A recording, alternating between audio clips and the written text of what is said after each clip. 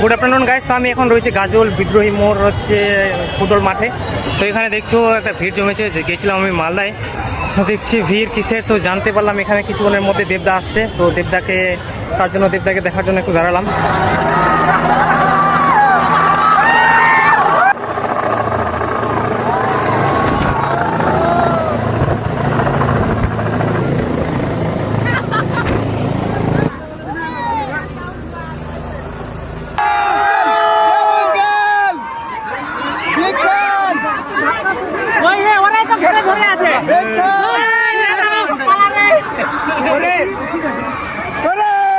মেসির মতো করছো কেন?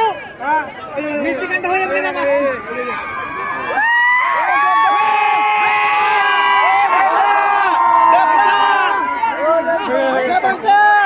কি হলো এটা? নেমাই ঢুকে চলে গেল সব ঘরে ঘরে। এটা কোনো আজব মেসির মতো অবস্থা এগুলো তো দেখতে পেলাম না।